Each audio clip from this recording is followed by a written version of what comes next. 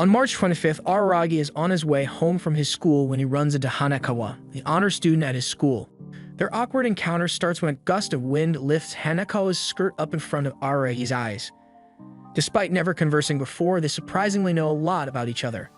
Araragi is quite surprised that someone like Hanekawa knows about him, an introvert who doesn't have any friends. When she asks why he doesn't have any friends, Araragi tells her that keeping friends will be a burden on him.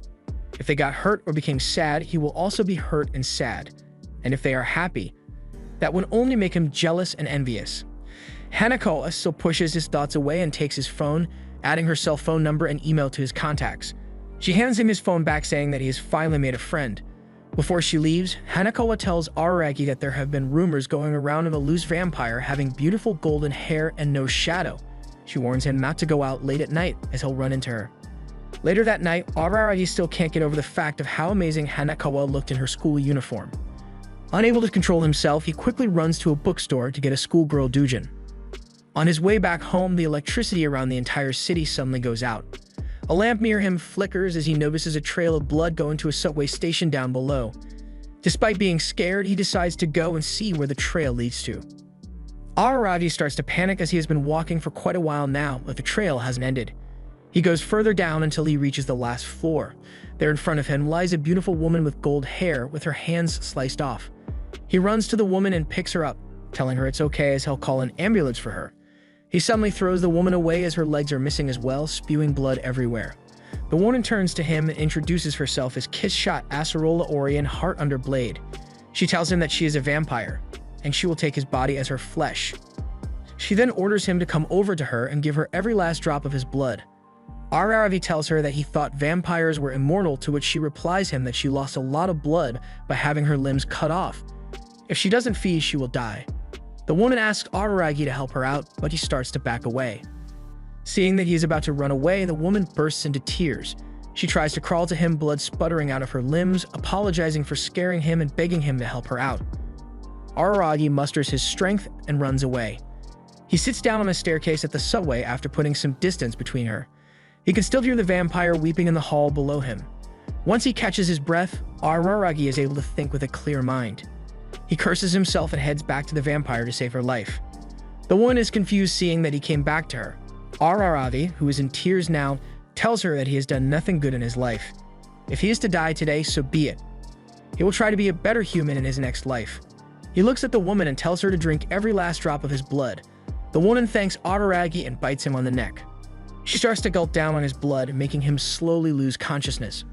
Araragi wakes up in an empty classroom at an abandoned school. He looks to his side and sees a little girl with blonde hair sleeping on his arm. He jolts up, unable to comprehend his surroundings, and tries to wake the little girl up, but she refuses, saying that she will wake up in 4.6 billion years. Araragi quickly realizes who she is.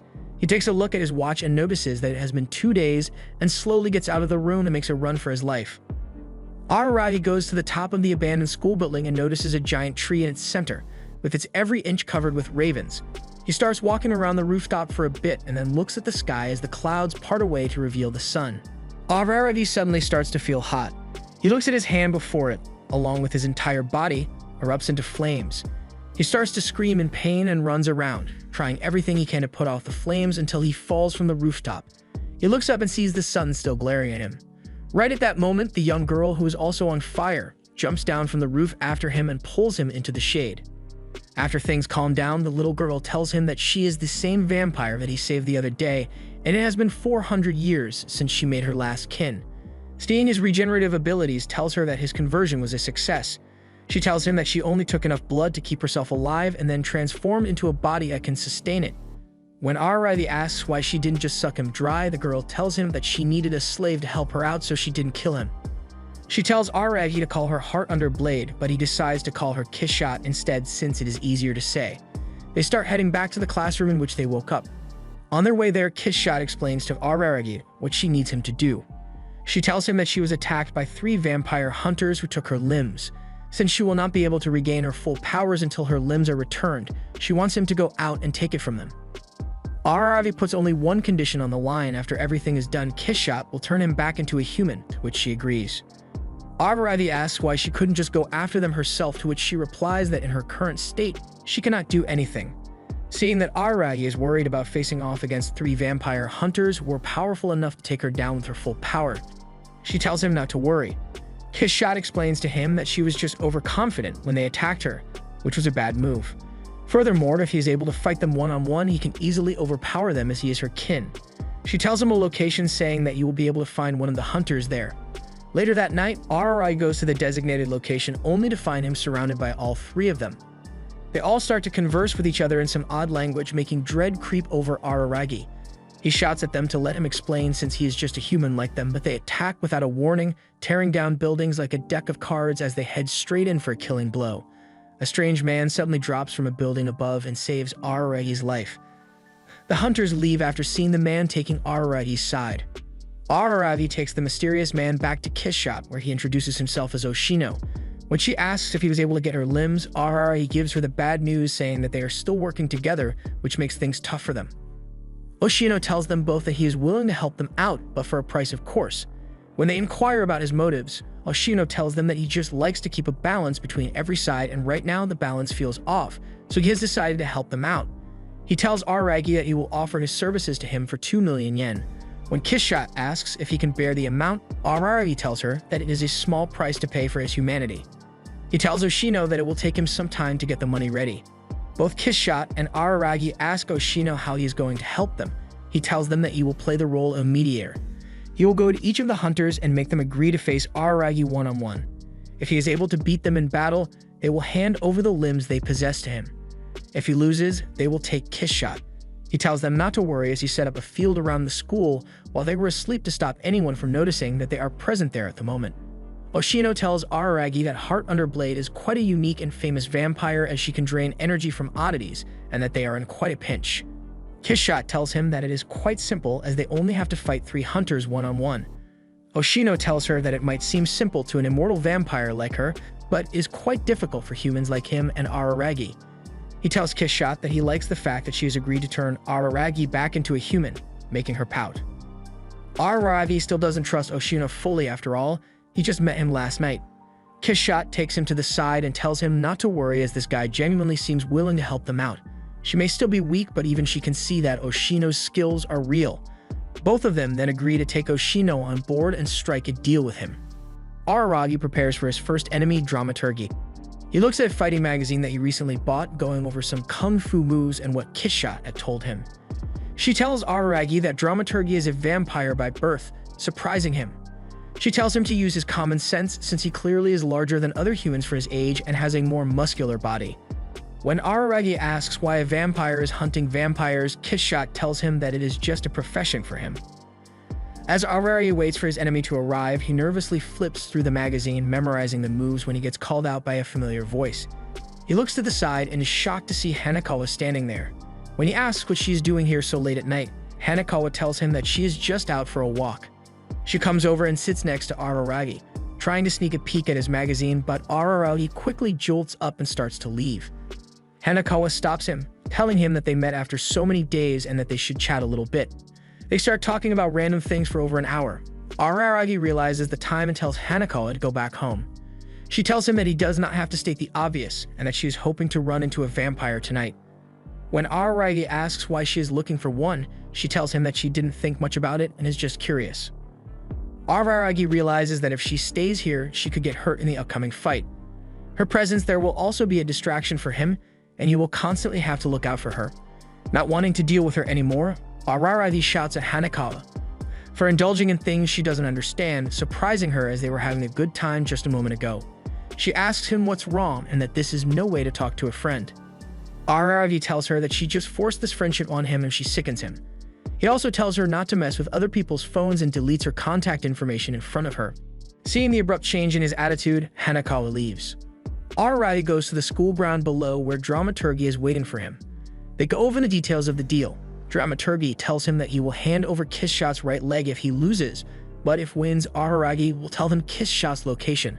They both agree to terms and begin the fight. In an instant, Dramaturgy kicks Araragi's arm, tearing it from his body. Araragi falls to the ground, screaming in pain. He eventually gets up and makes a run for his life, heading straight into the school. Dramaturgy follows him in, saying that he's a coward and just wasting his time. Once Araragi catches his breath, he notices a small hand poking out of his cut arm. He pulls it out while leading Dramaturgy to the roof. As soon as Dramaturgy gets to the roof, Araragi jumps on him from behind, pinning him to the ground. Dramaturgy suddenly transforms his arms into blades and slices both of Araragi's arms clean off, making him fall on his back. He then quickly turns around to kill Araragi, who manages to push himself off the rooftop. Araragi quickly runs over to a sports supply room, regenerating his arms along the way. He takes a big basket of baseballs and heads out. Dramaturgy, who is dropped to the ground below as well, makes his way toward Araragi with incredible speed. Araragi takes a couple of tries, but manages to hit Dramaturgy in the face with a baseball. His speed made them feel like a steel ball. He keeps hitting Dramaturgy on the face until he yields, saying that it will take him 2 days to recover from this, unlike Araragi, who can do so instantly and leaves. When Araragi catches his breath, he looks to the side and sees Hanako standing there in shock. When he asks what she is doing there, Hanako tells him that she knew he was trying to get her away to protect her, but she came back. She thanks him for looking out for her and tells him that she wants to help him as well. Araragi goes back to the abandoned school to meet up with Oshino and Kissshot. He hands him a bag with a right leg. Oshino tells Araragi that no matter what, the hunters will keep their ends of the deal. He throws the leg over to Kissshot, who just stuffs it in her mouth, telling them to leave her alone until she finishes it off. Araragi asks Oshino why his limbs dissolved while fighting and not Kissshot's. Oshino tells him that's because the hunters wanted to gain powers by consuming it themselves. After a while, Araragi goes to check on Kissshot and is surprised to see that she's gotten older now. Later that night, Araragi calls Hanako to school and tells her to bring him some new clothes since his old ones are completely torn apart now before he heads into his second battle against a hunter, Episode. Kissshot had told him that Episode's motivation to kill vampires was because of his own blood. Episode is a half-vampire, so neither humans nor vampires indulge with him, which fuels his hatred for his vampire blood. Araragi stands at the bottom of the stairs at an alleyway and looks up to see Episode waiting for him with a giant cross on his back. Episode laughs at the fact that someone like Dramaturgy lost to a wimp like him. Without wasting any time, they both lock into a battle. Episode turns into steam, vanishing from time to time, throwing Araragi off his game. He throws his giant cross like a boomerang. Araragi tries to dodge the cross, but it still manages to hit him. This goes on for quite a while. Episode is just playing with Araragi, slowly breaking his bones. Araragi is having trouble keeping up with him when suddenly Hanako appears beside him, telling him not to give up. Right at that moment, Episode throws his giant cross, slicing Hanako's stomach open. Araragi runs to her side and tries to get Hanako's intestines back into her body, but she slaps him on the face, telling him to focus. Araragi turns and sees Episode grinning at him. He attacks him again, but Araragi starts to run, making Episode follow him to a football stadium. Araragi lands on the ground with massive force, throwing dirt everywhere. Since steam catches dirt, Araragi is finally able to see Episode's location. He jumps on top of him and starts to crush his throat. Just when he is about to kill him, Oshino appears and stops Araragi, telling him to hold on to his humanity. He looks down and sees that Episode has already passed out. Araragi asks Oshino what he has to do to save Hanako. Oshino tells him that it will cost him 3 million yen, to which he agrees to pay up. He tells him that his blood has healing properties and he can use them to save her life. Araragi quickly runs back to her and stabs his chest with his own hand. Hanako wakes up and thanks him for saving her life. The next day, as Kissshot feeds on her other leg, Hanako meets Araragi outside the school. She asks if he is hungry and offers him some sandwiches, but Araragi refuses, saying that he hasn't felt hungry in almost 2 weeks now. He tells Hanako that her life will be in danger the more she stays here and promises to meet her again at school when spring break ends. She tells him that if this is what he wants, she will do it. Araragi returns to Kissshot, who has by now almost fully grown. He asks if she will be able to fight the last hunter on her own, but she tells him that she is still too weak as the last hunter, Guillotine Cutter, has taken both her arms. Araragi asks more about him and she tells him that unlike the other two, Guillotine is a human. He is nothing more than a priest who exorcises vampires. The fact that he can go up against vampires despite only being human shows how powerful he is. As Araragi gets ready, Oshino suddenly appears out of breath, telling him that he messed up and Guillotine has got Hanako. Araragi takes off with incredible speed, breaking the sound barrier as he heads for the stadium where Guillotine is. He stops as soon as he gets there and sees that Guillotine is holding Hanako hostage. When Araragi demands to let her go since she has nothing to do with what's happening, Guillotine laughs, saying that she holds weight. He tells Araragi that as soon as the battle begins, he will raise his hands and yield if he wants to save her life. Hanakawa tries to tell Araragi not to do it, but guillotine slowly starts to crush her throat.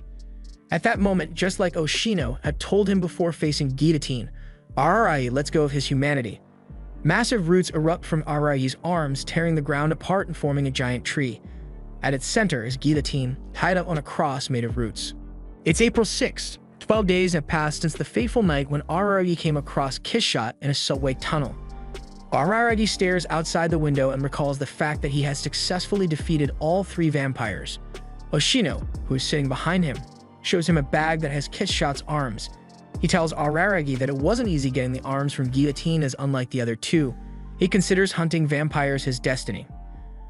Araragi is still confused and asks Oshino how the 3 of them were so easily beaten by someone like him who has no experience fighting and has been a vampire for less than a week. Compared to them, they have been hunting vampires for ages and are quite more experienced than him. What makes even less sense is that if Kissshot really is that powerful, how was she not able to stand up to them despite being overconfident?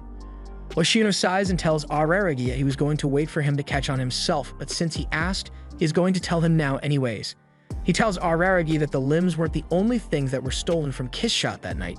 There was also a 4th member present there who had taken something before the fight began. He reaches into his pocket and pulls out a live, thumping heart.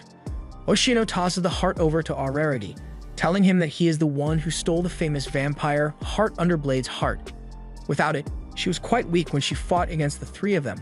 Araragi is shocked at this revelation and asks if he is going to fight him as well. Oshino tells him that at first he was going to, but now he does not. He gives him the choice of handing the heart to Kissshot and gets ready to leave. He asks Araragi if he has something to eat, to which Araragi tells him that he hasn't eaten for days as didn't feel hungry after becoming a vampire. Oshino tells him that he will start to feel hungry soon as it has been 2 weeks. Before he leaves, Oshino tells Araragi that the money he owes him is forgiven and that it's not an act of kindness, rather he just wants to, since the only thing he really wanted was the balance between both sides. Araragi goes to Kissshot and hands her everything, and she gladly consumes everything, regaining her entire power. After she's had some time alone with her fully regained body, Araragi asks if she will turn him back into a human now. She tells him not to worry as she will keep her end of the deal, but asks him to spend the night with him on the rooftop. Araragi agrees to entertain her request. He spends the entire night with her, talking about her past. She tells him that the person she changed into a vampire before him was a master swordsman 400 years ago. The only thing he and Araragi share in common is that they both are Japanese. Kissshot tells him that he wanted to be a human just like him, but she wasn't able to do it. In the end, he ended his life, unable to live with himself any longer. Kissshot pierces her stomach with her hand and takes out a massive sword. She tells Araragi that this is the only memento she has left of him after he died, a powerful demonic sword capable of exorcising heathens. She swings the sword with incredible speed at Araragi, who doesn't feel anything as it passes right through him, not damaging anything. Kissshot laughs, saying that her skills have not rusted over these centuries. The cut was so clean that even Araragi's clothes were not damaged, and his healing quickly repaired his body before it fell off. After laughing and talking for hours, Kissshot tells Araragi that she will now turn him back into a human. He tells her to wait as all this laughing has made him hungry and quickly runs to the grocery store to get some food. When he gets back, Araragi is in shock. Right in front of him is Kissshot, devouring a human like an animal. He looks at the man closely and realizes that it is guillotine. Sensing his presence, Kissshot turns around and asks where he has been and apologizes for starting without him. Araragi finally manages to speak and tells her that it is not okay for her to eat a human. She looks back at him confused, blood all over her face, and says that she will starve to death otherwise. Araragi runs to the abandoned gym as he knew something like this would eventually happen, but was choosing to live in denial. He falls to his knees and starts to cry because someone died because of him. He realizes that Kissshot is a threat to humans and will eventually hurt people close to him. Araragi tries to fight back his hunger and takes out his phone and notices that Hanakawa had put her contact back in. He quickly calls her over. Hanakawa rushes over to Araragi and comforts him, saying that everything will be fine. She tells him that if he is feeling weak, he can eat her instead, but Araragi stops her from speaking any further, saying that he could never hurt a friend.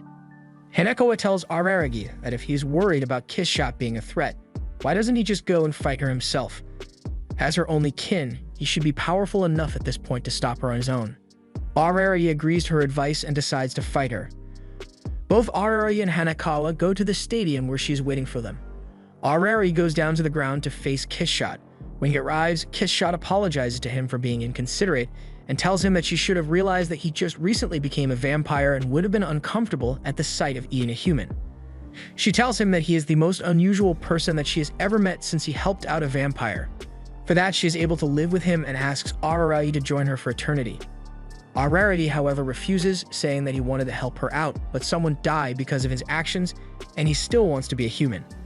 Kiss Shot laughs, saying that she knew from the beginning that he was a hypocrite, and that he was only going to come after her once she was at full power. Kiss Shot raises her hand and tells him to come and kill her if he wants to regain his humanity.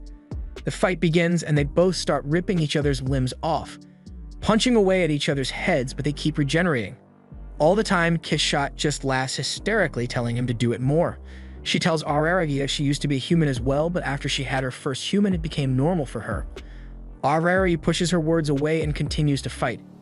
Kiss Shot looks to the stands and sees Hanakoa witnessing everything, but soon gets back into the fight.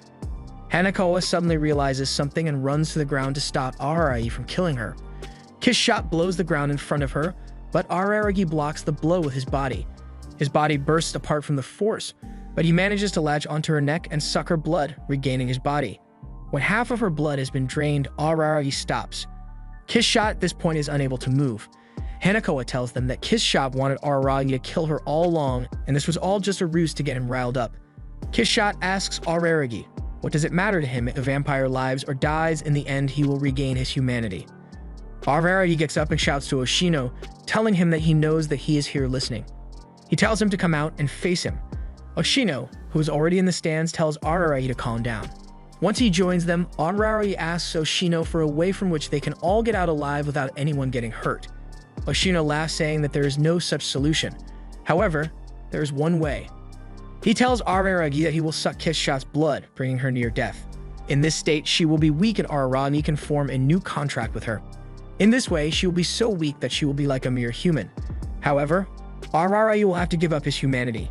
He will remain a vampire, but a weak one at that, which will bring him as close to being a human as possible. Without any hesitation, Araragi makes his way to Kiss Shot to drink her blood. She tells him to either stay away from her or kill her instead. She begs Araragi to kill her, as that is what she really wants. She is tired of this long, painful life. Araragi apologizes, saying that he is not going to help her this time.